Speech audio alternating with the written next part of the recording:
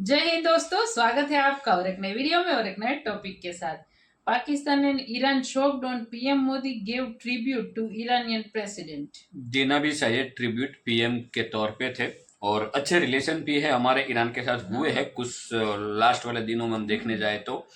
पाकिस्तान तो शॉक्ड है, क्या नहीं है उसको क्या पता, हमें क्या लेना देना। जो भी है, चलो दोस्तों पहले वीडियो स्टार्ट करते हैं। आशा करेंगे पसंद आएगा दोस्तों, और पसंद आए तो लाइक और शेयर जरूर से कर दीजिएगा। और चैनल पर पहली बार आए, सब्सक्राइब नहीं किया तो साथ में सब्सक्राइब भी कर दीजिएगा। चलिए start. The outrageous decision by the ICC prosecutor, Karim Khan, to seek arrest warrants against the democratically elected leaders of Israel is a moral outrage of historic proportions. It will cast an everlasting mark of shame on the international court.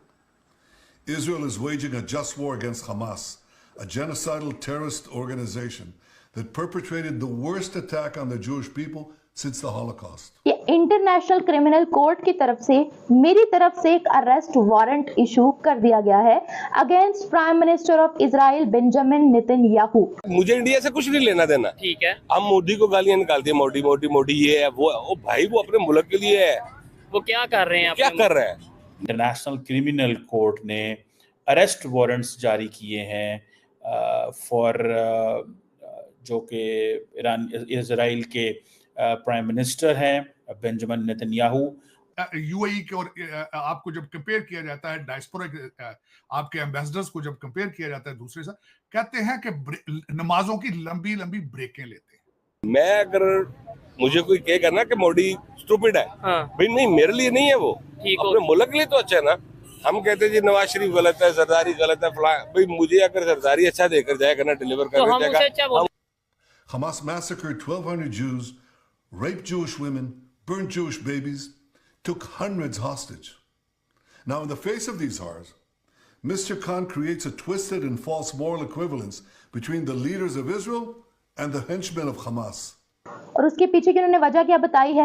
उन्होंने वजह ये बताई है कि गजा strip के अंदर, रफा के अंदर जो इजरायली मिलिट्री कर रही है वो प्रॉपरली ह्यूमन राइट्स की वायलेशन कर रही है।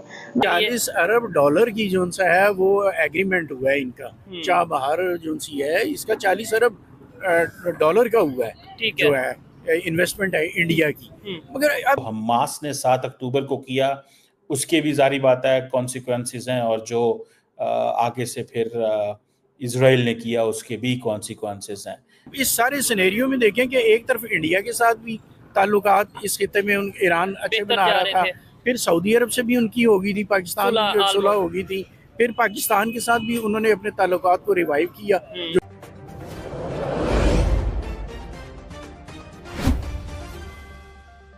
मैं बिल्कुल अभी आपसे बोलने से पहले मैं देख रहा था वहां माहौल क्या था। वहां धुंध है बहुत ज्यादा और पहाड़ी इलाका है, ट्रेन है, लेकिन उसमें चीमा साहब 2-4 चीजें डिस्कस की जा रही हैं। लोग इस वक्त इंटरनेशनल मीडिया ये भी कहता है क्योंकि सैंक्शंस थी ईरान के ऊपर तो शायद हेलीकॉप्टर मेंटेन नहीं कर सके। मैं डिसएग्री करता हूं।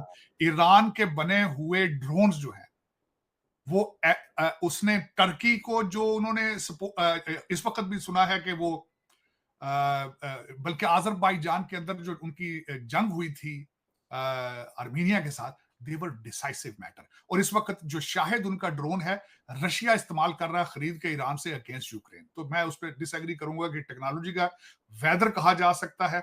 2-4 चीजें इसमें इस वक्त सामने। कुछ कहते हैं कि हार्ड लैंडिंग हो चुकी है, रेस्क्यू हो जाएंगे वो।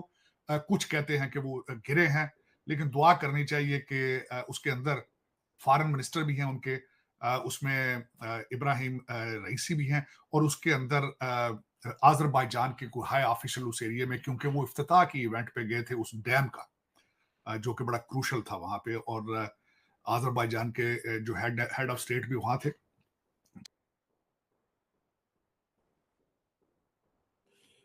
ताड़ साहब जो है उनका राब्ता हमसे मुनक़ता हो गया।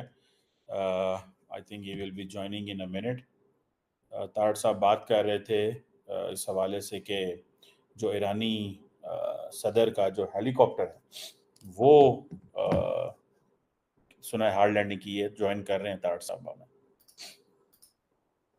जी सर, बात को कंटिन्यू कीजिए। चीमा साहब, वो मैं बात ये कर रहा था चीमा साहब कि जब आपने मुझे वीजा फ्री चीजें याद कराई और साथ ही यूएई की बात आई कि जिसपे पहले बैन लग चुका है, तो मेरे जहन में एक याद आई बात कि जब पिछली दफा बैन लगा था तो उस वक्त यूएई की गवर्नमेंट जो है उनके साथ हमारी एम्बेसी की कम्युनिकेशन क्या हुई। मेरे एक जानने वाले अजीज थे जिन्होंने मुझे बताया, मैंने उनसे वैसे पूछा कि क्या वजह थी, डिप्लोमेट थे वो, क्या वजह थी कि यूएई के कहते हैं अक्सर वो रिटर्न चीजें नहीं देते। हमारे इसरार पे उन्होंने कुछ चीजें हमें बताई थी जो मैं खासकर आपको बताना चाहता हूं कि हमारे दूसरे ममालिक के अंदर जो जिसको आप कहते हैं ना डायस्पोरा, जो आपके एम्बेसडर्स हैं जो डंकियों के जरिए पहुंच चुके हैं कई ममालिक में, उनका कंपैरिजन क्या है भारतीय डायस्पोरा के साथ में यूएई के अंदर।